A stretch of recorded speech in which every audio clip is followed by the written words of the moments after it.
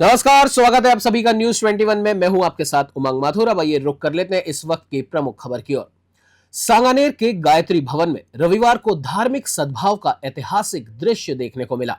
यहां पशुपतिनाथ मंदिर के महंत कमलेश महाराज और जैन मुनि श्रवणाचार्य सुंदर सागर जी महाराज का सौहार्दपूर्ण मिलन हुआ।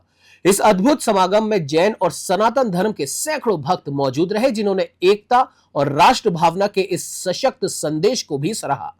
आपको बता दें, महंत कमलेश महाराज ने कहा कि आज सबसे बड़ी जरूरत है कि सभी धर्मों के अनुयायी एक मंच पर आए, ताकि युवा पीढ़ी को सनातन परंपराओं से जोड़े रखा जा सके। तो वहीं जैन मुनि सुंदर सागर जी महाराज ने इस मिलन को आत्मिक क्षण बताते हुए कहा कि धर्म, संस्कृति और मूल्यों की रक्षा के लिए सभी संतों और गुरुओं को एकजुट होना पड़ेगा। दोनों संतों ने प्रेम, अहिंसा और राष्ट्र हित को सर्वोच्च बताते हुए समाज से आपसी सम्मान बढ़ाने की भी अपील की। ये मिलन धार्मिक इतिहास का एक प्रेरणादायक पल भी बना। ऐसी स्थिति पिछले 10 साल से पैदा हो रही है और ये अच्छे संकेत हैं। जब सारे संत, समाज, धर्म सब एक तरफ आगे बढ़ेंगे, तभी हम इस दिशा में आगे बढ़ पाएंगे। और शुरुआत तो कोई ना कोई करता है, तो उसकी शुरुआत हो चुकी है। ये उस शुरुआती कड़ी का एक हिस्सा है। यहाँ महाराज श्री का पधारना और हमारा आपस में वार्तालाप करना उसी कड़ी के अंतर्गत है।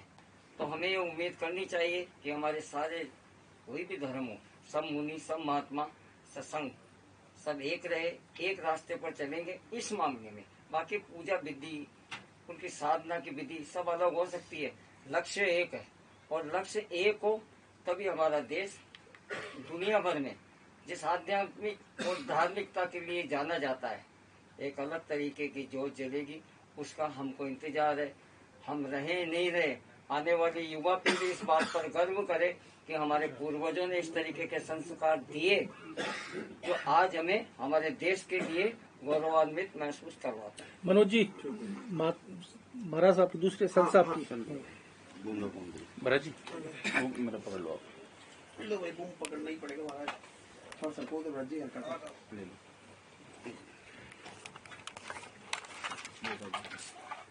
ओम नमः सिद्धेभ्य। आचार्य गुरुदेव सन्मति सागर जी महाराज की जय। आज हम लोग दो संत यहाँ बैठे हैं।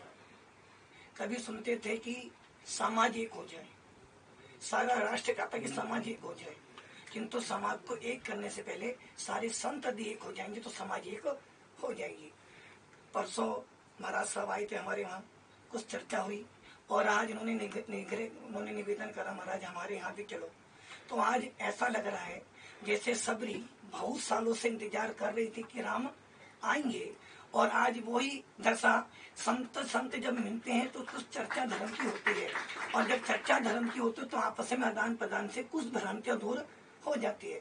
जैसा कि अभी महाराज साहब कह रहे थे कि हम लोग सनातन धर्म कोई 1-2 दिन का नहीं है। सनातन मैंने जो अनादि से है वो अनंत तक चलता चला जाएगा। ऐसे सनातन धर्म की स्थापना करने के लिए ही भगवान ऋषभदेव, भगवान राम, भगवान महावीर ने जन्म लिया है, और हम सब सनातन धर्म के अनुयायी हैं। और सनातन धर्म उसे कहते हैं जिसका कभी खंडन नहीं होता है। ऐसे सनातन धर्म के अंदर ही साधु संत अपनी अपनी विचारों को व्यक्त करते हैं, और साधु संत जब मिलते हैं तो कुछ चर्चा धर्म की होती है, और जब चर्चा धर्म की होती है तो आपस में आदान प्रदान से कुछ भ्रांतियां दूर हो जाती है।